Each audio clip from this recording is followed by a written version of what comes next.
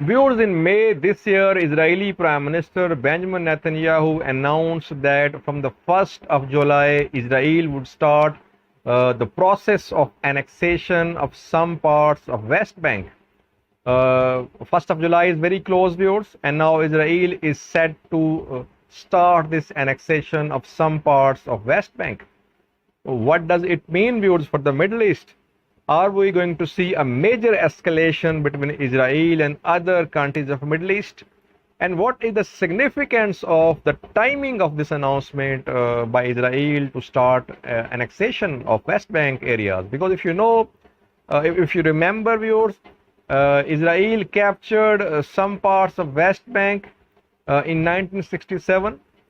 And ever since 1967, we have been hearing of this intention of Israel to annex these parts of West Bank. But never in the past did Israel try to implement its plan of annexation. Why now, viewers? I think there are two very significant reasons behind the timing of this announcement by Israel. I'll have a look at these two reasons, then the options which Middle Eastern countries have to counter this announcement of Israel, then the response of international community. But viewers, first just have a look at this map. I want to just brief you about the location of West Bank, its significance. Just have a look at this map, viewers. In this map, viewers, you can see there is this chunk of land, West Bank. It is to the east of Israel, and it is to the west of Jordan. Between Jordan and West Bank, there is this river, Jordan River. Since this piece of land is situated on the west bank of Jordan River, that is why it is called West Bank. Now, the area of this West Bank piece of land, viewers, is around 5,500 square kilometers. And here around 2.7 million Palestinians live. Apart from Palestinians, around 400,000 Israelis, they also live here, viewers. Now, viewers, Israelis, as I told you earlier, that after 1967 war between Israel and Arab countries, Israel started occupying parts of West Bank, and Israel started building settlements here. So up till now, Israel has built around 121 settlements here. And in these settlements, around 400,000 Israelis live. These Israeli settlements, 121 built by Israel since 1967, they house around 400,000 Israelis, and they are regarded illegal by international community, by the UN. So every international institution regards these settlements as illegal. Now, viewers, coming back to the question why Israel has decided to annex these parts of West Bank now. Firstly, viewers, annexation means that Israel wants to incorporate these parts of West Bank into its mainland. So it's illegal, it's against international law. Annexation is against international law. Now, viewers, timing of this announcement. Firstly, viewers, Donald Trump, American president, he is the main backer of Israeli government, because in January this year we saw that Donald Trump, he proposed a solution for this conflict between Israel and Palestine, and he proposed a two-country solution. And his announcement was called Deal of the Century. In that Deal of the Century announcement by Donald Trump, viewers, Israel was given parts of West Bank, then parts of Jordan Valley as well, then Jerusalem, the capital of Israel, which is a disputed city because Palestinians, they have their claim on the city as well. So in that deal, Donald Trump gave the city Jerusalem to Israel as well. Palestinians, they immediately rejected this two country solution by Donald Trump. Donald Trump has been backing Israel views because if you remember in 2017, Israel decided to shift its capital from Tel Aviv to Jerusalem. United States of America recognized this capital of Israel in Jerusalem. Then America decided to move its embassy from Tel Aviv to Jerusalem. So it was a way of recognizing that Jerusalem was the capital of Israel. Donald Trump has a few months left in office, viewers. At the end of this year, there are presidential elections in America. Whether Donald Trump can make it or not again, that's not clear. So Israel wants to make the most of this time which Donald Trump has in office. That is why they have decided to start this process of annexation before the end of the term of Donald Trump, American president.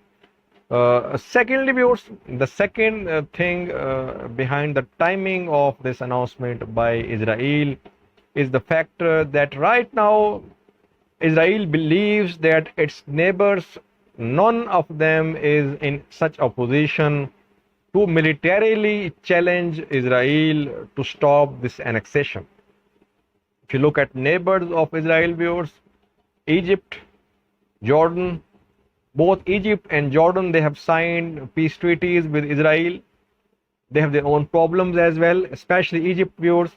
Egypt has announced to intervene in Libya if Turkey presses ahead with its offensive into eastern part of Libya.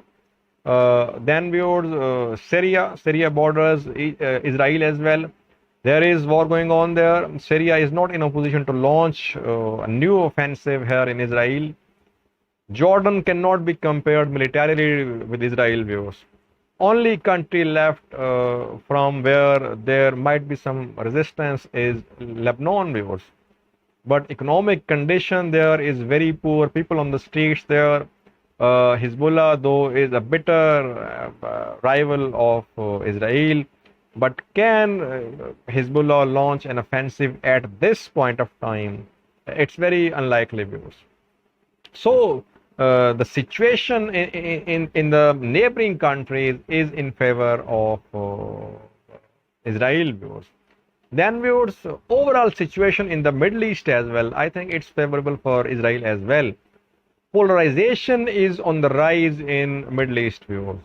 Differences between Turkey and UAE, Turkey and Egypt, Saudi Arabia and Iran.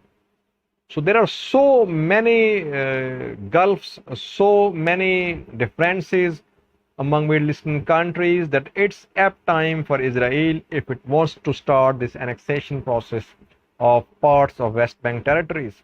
Then viewers, differences between Palestinians as well.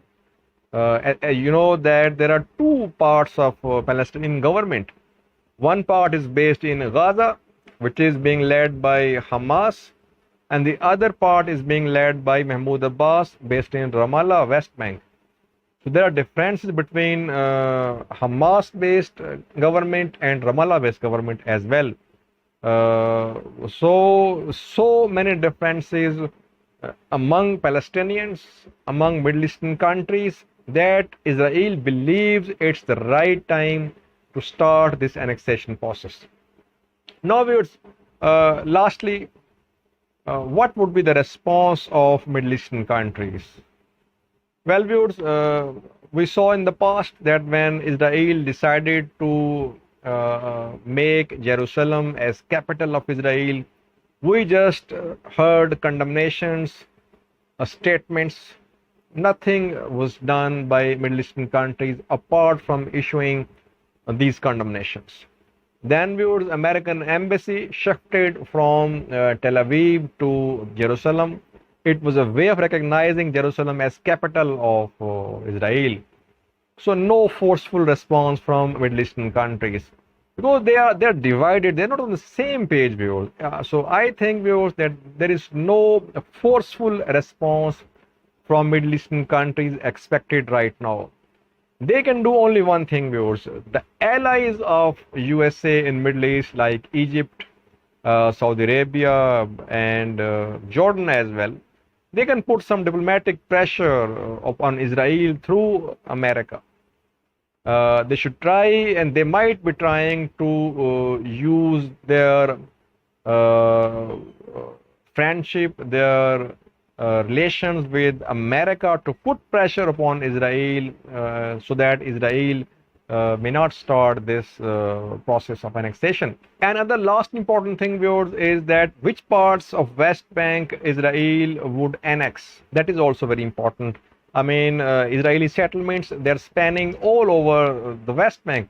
Of course, if you decide to annex all the 121 settlements, it means you will take away huge chunks of land from West Bank. If you decide to annex some parts of West Bank, it might not be that much. It might not meet with that much resistance. Then moves Jordan Valley as well. Jordan Valley, the area between Jordan and Israel. If Israel decides to annex Jordan Valley as well, it will become further more complicated, and Jordan will be more aggressively involved in this conflict. But so far, there are news coming in that Israel might not annex Jordan Valley because of the response of Jordan, and it might just announce to start parts of West Bank, which include these settlements. But how many settlements will be annexed? That remains to be seen. Thanks for watching.